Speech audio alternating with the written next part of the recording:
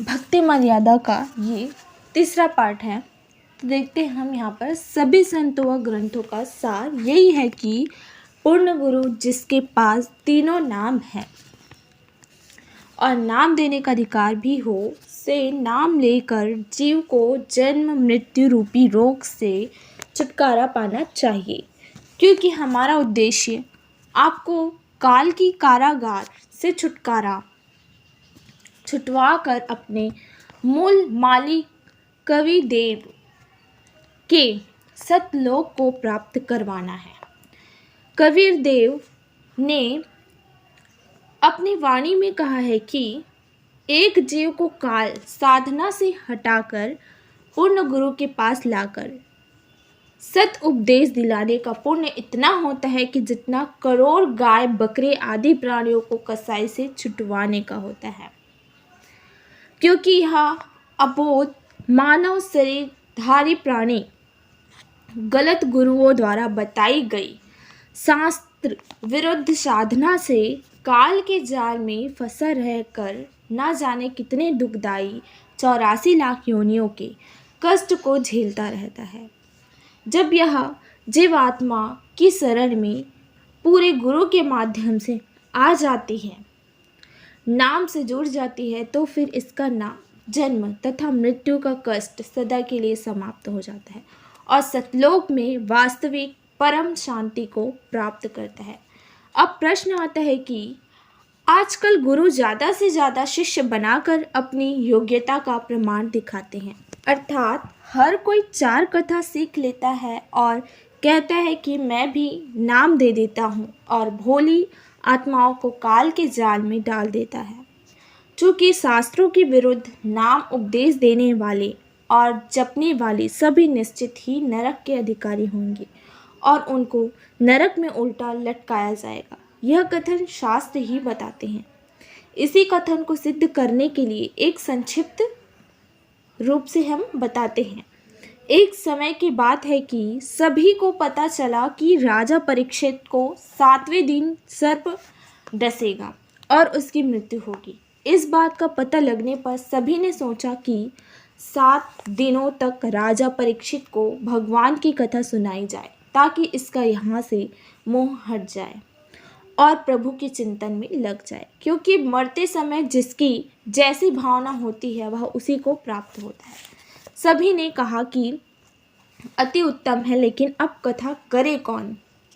इस प्रश्न पर प्रश्नवाचक चिन्ह लग जाता है। इस समय वहाँ उपस्थित सभी महर्षियों ने, यहाँ तक कि श्रीमद् भागवत सुधा सागर के रचयिता महर्षि वेद व्यास जी ने भी अपने आप को कथा सुनाने योग्य नहीं समझा, क्योंकि उनको पता था कि हमारे अंदर यह समर्थता नहीं है। इसलिए क्यों एक जीव के जीवन को नष्ट करके पाप के भागीदार बने। चूँकि 7वें दिन परिणाम आना था, इसलिए 7 दिन तक कथा सुनाने की किसी की हिम्मत नहीं पड़ी। चूँकि सभी को अपनी औकात का पता होता है, स्वर्ग से सुखदेव जी को भागवत की कथा करने के लिए बुलाया गया और तब राजा परीक्षित का मोह यहाँ से हटा और स्वर्ग की प्राप्ति हुई। स्वर्ग में सुख भोगने के पश्चात वापस नरक में और फिर लक 84 में चक्कर काटेगा। ये यहाँ का हार्ड एंड फास्ट रूल है, अर्थात अटल नियम है। यह उपलब्धि भी 3 लोक के पूर्ण गुरु बिना प्राप्त नहीं हो सकती। ठीक इसी प्रकार जब किसी स्थान पर प्रधानमंत्री आ रहा हो तो उनके आने से पहले 2-3 बहुत अच्छे वक्ता या गायक व तबले बैंजो बजाने वाले होते हैं, जो बहुत सुरीली और आकर्षक आवाज़ से दर्शकों को प्रभावित करते हैं। लेकिन वे जो कह रहे हैं उनमें से एक बात भी करने में सक्षम नहीं है। लेकिन जब प्रधानमंत्री आता है तो वह कम से कम शब्दों में कहता है कि आगरा में इंटरनेशनल कॉलेज बनवा दो, चंडीगढ़ में इंटरनेशनल यूनिवर्सिटी बनवा दो, आदि आदि।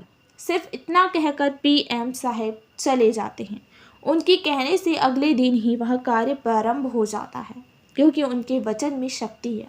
और यदि यही बात आप और मेरे जैसा आम व्यक्ति कहे तो हमारी बड़ी मूर्खता होगी, क्योंकि हमारे वचन में इतनी शक्ति नहीं है, जबकि प्रधानमंत्री के लिए ये सब साधारण बात है। इन तथ्यों को प्रमाणित करने के लिए कुछ निम्नलिखित वाणियाँ आवश्यक सुने और गहन विचार करें तथा अति शीघ्र गुरु मंत्र प्राप्त करें।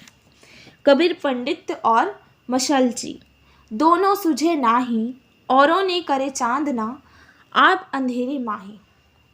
कबीर करनी तज कथनी कथै, अज्ञानी दिन रात, कुकर ज्यों भोगत फिरे, सुनी सुनाई बात। गरीब बिजक की बाता कहे, बिजक नाही हाथ, पृथ्वी डूबन उतरे, कहे कहे मीठी बात। गरीब बिजक की बाता कहे, बिजक नाही पास, औरों को प्रमोद ही, आपन चले निराश। गरीब कथनी के सूरे घने, कथे अटंबर ज्ञान, बाहर जवाब आवे नहीं, लीद करे मैदान। मतलब इसमें कहा है, कथा करना व नाम उपदेश देना कोई बच्चों का खेल नहीं है कि ली काख में पोथी, चलो मैं भी कथा कर देता हूँ, चलो मैं भी रामायण का पाठ कर देता हूँ, गीता जी का पाठ कर देता हूँ, ग्रंथ साहिब का पाठ कर देता हूँ, अर्थात सत्संग का कर देता हूँ और नाम भी दे देता हूँ। आदि आदि पूर्ण संत को भी कथा करने व उपदेश देने का अधिकार होता है और उस कथा का समापन भी वही कर सकता है चूँकि पूर्ण संत के शब्द में शक्ति होती है। जैसे सुखदेव के शब्द में थी, जैसे कोई सत्संग करे और मान लो उसमें आम की महिमा बताए कि आम बहुत मीठा होता है, फलों का राजा होता है, उसका रंग पीला होता है, आदि आदि। और यदि कोई आकर कहे कि ला भाई आम दो, तो वह सत्संग करने वाले कहे कि मेरे पास तो आम नहीं है, फिर लेने वाला कहे कि कहाँ मिलेगा, उसको जवाब मिले कि पता नहीं, आम तो निराकार है, वह दिखाई थोड़ी ही देता है। फिर लेने वाला कहेगा कि अरे नादान, जब तेरे पास आम है ही नहीं और ना ही तेरे को ये पता कि आम कहाँ मिलेगा, साथ में कह रहा है कि वह निराकार है, तो व्यर्थ में शोर मचाता क्यों फिर रहा है। कहने का अभिप्राय यह है कि तत्व ज्ञान रहित व बिना अधिकारी कथा करने वाले और उसके मुख से सुनने वाले सभी नरक के अधिकारी होते हैं। यह यहीं पर कंप्लीट करते हैं। आगे सुनने के लिए इसको लाइक, सब्सक्राइब एंड शेयर जरूर करिए। Thanks for watching.